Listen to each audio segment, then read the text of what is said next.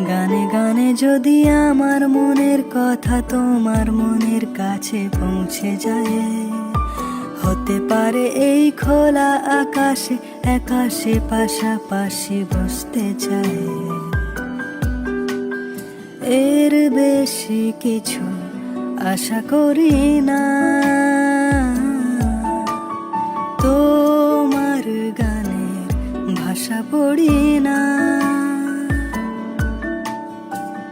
গানে গানে যদি আমার মনের কথা তোমার মনের কাছে পৌঁছে যায়, হতে পারে এই খোলা।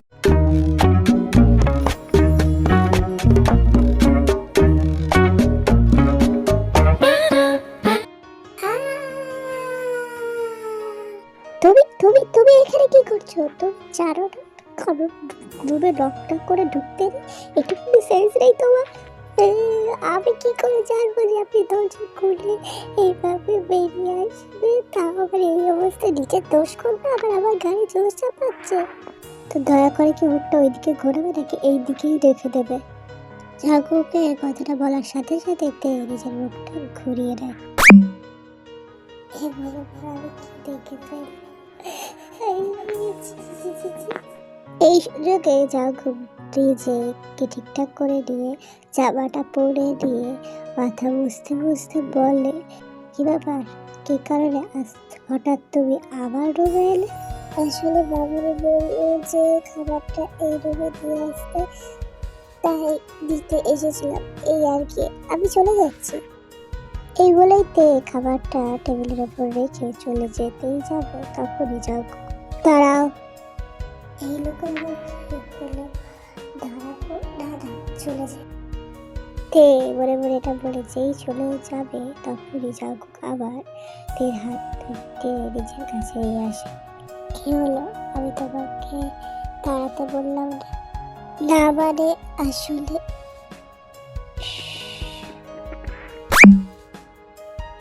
তুমি যেহেতু নিজের হাতে করে আমার জন্য খাবারটা নিয়ে এসেছো মায়ের কথা মতো, তেমনই মায়ের কথা মতো আমাকে খাইয়ে দাও। বারণ করতে যাবে তখন মনে পড়ে জিনের কথা, তাই ও বলে, ঠিক আছে আমি খাইয়ে দিতে পারি, কিন্তু একটা শর্তে। খাওয়াবে তাতেও শর্ত? আচ্ছা বলে ফেলো, কি শর্ত তোমার? আমি এত বড় করে শর্ত দিচ্ছি না যেটা তুমি পালন করতে পারবে না। আমি এটুকুই চাই, তুমি কখনো রাগ করে নিজের খাওয়া বন্ধ করবে না, খাবারের ওপর কোনো সময় নিজের রাগ দেখাবে না। আচ্ছা আমি তোমার কথা শুনলাম, আমি কখনো খাবারের ওপর রাগ করবো, কিন্তু কিন্তু এর বিনিময়ে তোমার কথা শুনে আমি কি পাবো? দেখো, ভালোবাসা লাভ ক্ষতি টেরা পাওয়া এইসব হয় না। আমি বলছি তোমার ভালোবাসাটা একতরফা, কিন্তু তাতেও আমি চাই তুমি এই কথাটা অন্তত আবার শোনো। দেখো, এটা ঠিক যে আমি তোমাকে ভালোবাসি, তেমনই এটাও ঠিক যে আমি তোমার কোনো ক্ষতি চাই না। ভালোবাসি না বলে যে তোমার ক্ষতি চাইবো এমনটা না। এই বলতে বলতে ঝাঁকুকে খাইয়ে দিচ্ছিল, কিন্তু তোমার চোখ তো অন্য কথা বলছে। ঝাঁকুকে খাওয়ানো শেষ করে কোনো মতে রুমের বাইরে এসে চোখের জল মুছে বড় বড় বলতে লাগে, আমি এইভাবে মিথ্যা বলতে বলতে কাঁদতো ঝাঁকুক। আমিও তোমাকে অনেক ভালোবাসি তোমার মতো করে, কিন্তু আমি সেটা কখনো তোমাকে বলতে পারবো না। মিথ্যা যতক্ষণ বলতেই পারো না তাহলে কেন বললো? কই, আমি কোনো মিথ্যে বলি না, এমনি ভাইয়ের কথা মনে পড়ছিল তো, তাই চোখের জল চলে এসেছে। আচ্ছা আমি এখন যাই।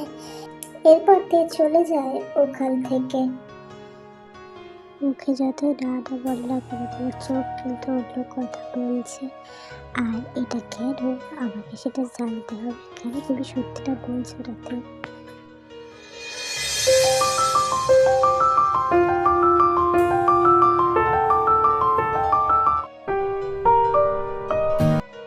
বাবা তুমি আমাকে দেখেছো? শুধু তোমাকে না, সমস্ত পরিবারের সবাইকেই দেখেছি। এখন আসি, কে ডাকো। তখন উপর থেকে নিচে চলে আসে। আঙ্কেল আমি চলে এসেছি, বলো কি বলবো? এই তো আমার তেবাও চলে এসেছে। এবার আমি কথা বলা শুরু করি। আসলে আমি ভাবছি জাঙ্কুক যেহেতু অনেকটাই সামলে নিচ্ছে, ও বিজনেস আগেও সামলে নিতে পারবে, তাই আমি চাইছি ওর বিয়েটা দিয়ে দিতে। এটা তো খুবই ভালো খবর, খুশির খবর। আমিও তোমাকে ভাবছিলাম বলবো, বাট তুমি আগেই বলে দিলে, খুব ভালো করেছো। দেবা, তুমি খুশি তো জাঙ্কুকের বিয়ের কথা শুনে? তুই কোনো রকমের নিজের চোখের জলটা লুকিয়ে রেখে বলল, হ্যাঁ আমি খুশি। কেন খুশি হব না? আমি অনেক খুশি। জাঙ্কুক এক পলক তেয়ের দিকে তাকালো, এরপর বলল, আমি এই বিয়ে করতে পারবো না বাবা। আমি কাউকে চিনা যাই না, তাকে কিভাবে বিয়ে করবো? দেখো জাঙ্কুক, মেয়ে তোমার পরিচিত, আর তোমার কোনো প্রবলেম হবে না। মেয়ে পরিচিত মানে বাবা? মেয়ে পরিচিত মানে মেয়েকে তুমি দিন রাত দেখছো, আর মেয়ে তোমার খেয়াল রাখবে। ও অনেক দায়িত্বশীল একটা মেয়ে, আর আমি জানি ও তোমাকে অনেক যত্নে রাখবে। আর আমি জানি হাজার খুঁজলেও ওরকম মেয়ে আমি কোনোদিনও পাবো না তোমার জন্য। তাই লাখে কি কোটিতেও পাবো না, তাই ওই তোমার জন্য বেস্ট। তার মানে কি বাবা আমার সাথে বিয়ে দেওয়ার কথা ভাবছে? হ্যাঁ, এটা তো খুব খুশির খবর। আমি অনেক খুশি হয়েছি তুমি এত সুন্দর একটা ডিসিশন নিয়েছো। হ্যাঁ, আমাদের ছেলের জন্য ওই বেস্ট। কি বলিস তে? আমি আর কি বলবো আন্টি, তোমাদের যা ইচ্ছে। Thank you dad, thank you so much. তুমি সবসময় আমার মনের কথা বুঝে ফেলো ড্যাড। তা তো বুঝবোই, কারণ তোরই তো বাবা আমি, তাই না? আমার ছেলের কোনটা পছন্দ কোনটা অপছন্দ ওটার খেয়ালটা আমাকেই রাখতে হবে, তাই না? এরপর ঝিল তের কাছে গিয়ে তের কানে কানে বলে, তুই খুশি তো জাঙ্কুকের সাথে তোর বিয়ে হতে চলেছে? তুই জানিস না আমি খুব করে চাইতাম আমার জাঙ্কুকের সাথে তোর বিয়ে হোক, আর সেই স্বপ্ন আমার খুব শীঘ্রই পূরণ হতে চলেছে। ভেবেই খুব আনন্দ লাগছে। আচ্ছা, এবার তাহলে আমি অফিসের জন্য বেরোবো। আর জাঙ্কুক তুই রেডি হয়ে কিছুক্ষণ পরে চলে আয়, অফিসে আজকে মিটিং আছে। ওকে ড্যাড, তুমি যাও, আমি খুব তাড়াতাড়ি আসছি। এরপর আরে চলে যায়, আর জাঙ্কুক নিজের রুমে চলে যায়, গিয়ে রেডি হতে লাগে। এরপর তেও চলে যাচ্ছিল, তখন নিজের তেসর একটু জাঙ্কুকের ঘরে যা, আমি গিয়ে ওকে একটু হেল্প করে দে, আর এই যে খাবারটা ওকে দিয়ে দে, ও নিয়ে যাবে অফিসে। তে প্রথমে চলে যাচ্ছিল, কিন্তু সকালে ঘটনা মনে পড়তে তে বলে ওঠে, আন্টি তুমি আবার আমাকে এখন পাঠাবে? আমাকে সবসময় কেন পাঠাও? তোকেই তো এখন থেকে সব দায়িত্ব বুঝে নিতে হবে। তুই ভেবে বউ হতে চাস, তুই যদি দায়িত্ব না নিস কে নেবে বল? তখনই ওপর থেকে জাঙ্কুক পা পা করে চিৎকার করতে থাকে।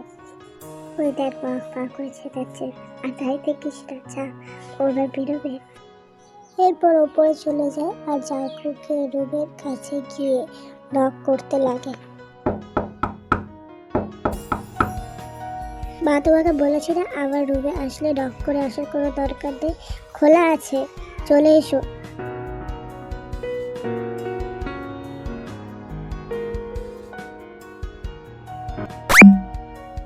ও মহারানী, আপনি চলে যতক্ষণ এসেছেন দাঁড়িয়ে আছেন কেন? ভেতরে আসুন। না, আসলে মামুনি বলল যে এই খাবারটা দিয়ে দিতে, আর কি হলো হেল্প লাগলে সেটা করে দিতে। ও আচ্ছা, তাই বুঝি। আচ্ছা, ঘরে খাবারটা রাখো আর আমার টাইটা বেঁধে দাও।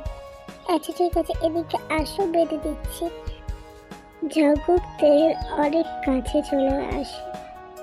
নাও বাঁধো, আমার কাছে কিন্তু বেশি সময় নেই। সোজা হয়ে দাঁড়াও, আমি বেঁধে দিচ্ছি।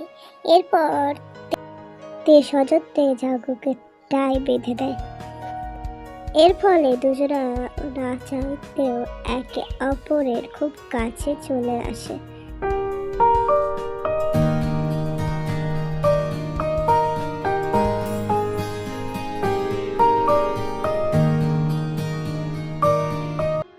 তুমি যতই আমার কাছ থেকে দূরে থাকার চেষ্টা করো না কেন, ভাগ্য আর পরিস্থিতি সবসময় তোমাকে আমার কাছে নিয়ে আসবে।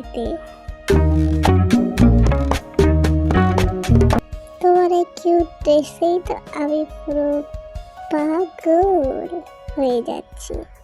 হয়েছে বকা, এবার ছাড়ো, এবার নিজের অফিসে যাও, নাহলে দেরি হয়ে যাবে। ওরে বাবা, এখন থেকে এত কেয়ার আমার জন্য, তাহলে পরে কি হবে? এই কথাটা বলে জাকুব তেকে ছেড়ে দেয়। তে ছাড়া পেয়ে এক ছুটে রুম থেকে বের করে তখনই জাকুব বলে, এখন যত পালানোর পালিয়ে দাও, বিয়ের পর কিন্তু আমি ছাড়বো না তোমাকে। আর এইসব ভালোবাসি না, এইসব মিথ্যা কথা বলা বন্ধ করে দাও। এখন বাবাও সম্মতি দিয়েছে, শুধু বিয়ে হওয়ার অপেক্ষা।